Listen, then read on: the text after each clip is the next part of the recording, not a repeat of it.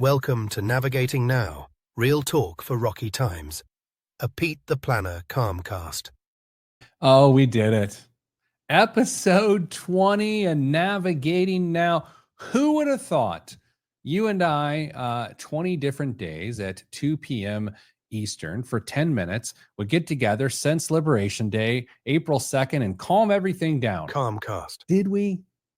I do know we learned a lot. Every episode for the last 10 weeks is how the math works there. We've hit one market idea, one economic idea, and one personal finance idea. Why? Well, these are strange times. It feels like something's going to happen. Feels like the something could be bad, could be good. I just want you to be prepared for it with the context that matters for your financial life. Today, we're going to hit on a market bubble, economic expansion, which is the point of all this silliness, and then, of course, a financial vision for your own life. Before we do, it's update time. What's happened since the last time we got together? Well, the headlines would suggest like we were heading towards a finish line. Wouldn't it have been amazing if the last episode of this show, at least for now, until I do an emergency, CalmCast. Wouldn't it have been amazing? It's like the Chinese trade deals signed, all the other countries came to the table, and in 90 days, we had 90 deals, and it was amazing. What if that was reality? It's not. I will say it seems like there could be some momentum, though, towards a positive outcome. Yet you still have people like Jamie Dimon, the CEO of JP Morgan, saying the economy is currently about to deteriorate. I both understand what he's saying in that, but I also say that there would be more signs than there currently are. I'm an optimistic person by nature, not that you care. However, going into this, especially Liberation Day and what I thought the immediate aftermath would be, I was flat wrong. Things went chaotic, they got volatile, and then things sort of meandered back to a stasis, to a normal level. That's not to say I won't eventually be right, but I'm not cheering to be right. I just want certainty like everyone else. Which then brings us to what I think happens next. First of all, if things get wacky again, there'll be an emergency. CalmCast. Everyone loves an emergency. CalmCast. They do. I do. The excitement of it is, well, in fact, exciting. Here's what I think happens. And please take this with a grain of salt. I've been wrong for 2 months, more than 2 months. I think that even if trade deals happen, that the uncertainty of the last, what will be then 3 months at that time, will have slowed down the economy to a challenging period. Now, beyond that, once we deal with that, there will be economic expansion, which is the second topic we have today here in just a few minutes. So that is a good thing. But first, let's talk about something that's not happening. It's called a market bubble. What is a bubble? It's like, Bitcoin's a bubble. Housing's a bubble. Student loans are a bubble. What does that mean? What are people supposed to do with that? The best way to explain this is when you're a little kid and you got a balloon and you got the lungs to blow it up. So what age is that? What you remember when you couldn't blow up a balloon? Or maybe you currently can't. But remember when you could, and you could really blow into it, and you blow into it, and it's like, oh, I got a little balloon. You blow in some more. It's like, I got a medium-sized balloon. Blow in some more. You got a pretty large balloon. And as it grows, it's a lot of fun, relatively speaking. An inflated balloon isn't going to make my day, but some days it feels like it could make my day. But it certainly gets more exciting as it gets bigger. And there's a lot of value in it. And then you blow a little bit more and it gets gigantic. And you blow a little more and it pops in your face and it stings your lips. The excitement is gone. That is how a market bubble works. It's really, really, really, really good. People jumping in. They're blowing more air into the market. It's going bigger. It's getting more exciting. It's a beautiful red balloon. And then that was not loud enough of a pop. That was sort of like a silenced pop. I can't do it. You don't come for the sound effects. You come for the knowledge.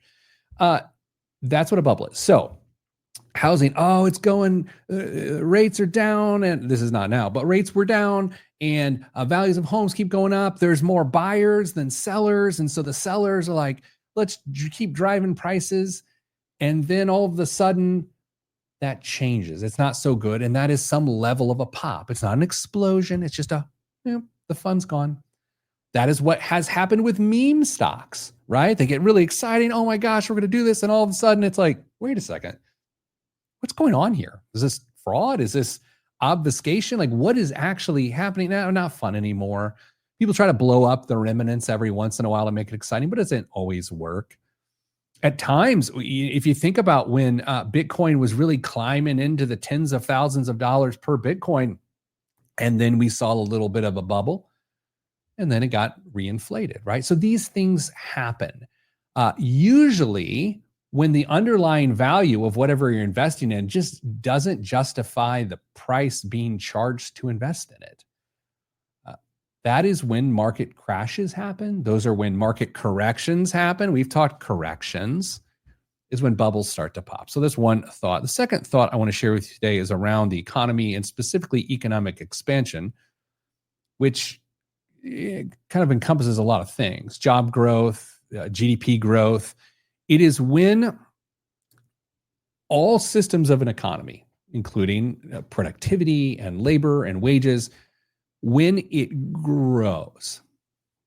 Just so you know, in the same way a balloon expands, an economy does too, right? So when the balloon is flat, you got no air in it, is when you make the biggest impact to its structure. So that is to say, the biggest periods of economic expansion are generally on the heels of an incredibly flattened balloon economy. That is to say, let's say I'm right. Let's say we head into a recession for 3 to 4 quarters. I don't know. I don't want to be right because it impacts us all. Let's say I am. In most cases, on the other side of a recession is economic expansion. If you think about the market run from 2009 on, which lasted well over a decade, it came on the heels of the housing crisis, which ended at the beginning of 2009. By March of 2009, it had started to expand, and that was a good thing. The economy got hot, jobs got hot, everything got good. So economic expansion is always, it's the rainbow to the rainstorm. Man, I'm poetic today. Can we spend a couple minutes talking about your financial vision for your life? If you don't take time to think about it, the money you earn buys you stuff, and that's what it does. And that alone, okay? If you do take time to think about it, you can change your life. You can say, money to me, in the proper use of it, is my ability to at some day control my destiny as it relates to labor. If I don't, then I must always perform labor to have income and stability. I've just described retirement to you, okay? Or I've just described retirement. What money can mean to me is optionality, flexibility. If you don't ask yourself the question, then you will answer it with your actions, and your actions are more pointed towards the short term. Money to me means carry out from Chipotle, so I don't have to make burritos at home with the criminally undercharged tortillas that the store offers, right? That's what money does for someone who doesn't think about this. Now, maybe the money that you come into contact with, which is a really passive-aggressive way to say earned, what if it's to impact your community? That's a pretty big thing, much better than a $13 carry-out burrito, right? So anyway, food for thought. If you missed any of these 20 episodes, well, I mean, they're out there. They're on the internet now. Enjoy them. I will be back if things get weird, which means is I will be back because things will get weird. Keep your head. Nothing going on right now should impact your investing and strategy. We should not be panicking. And just know if it does get bad, on the other side is economic expansion. Thanks so much for being with us here on this CalmCast. I'm Pete the Planner.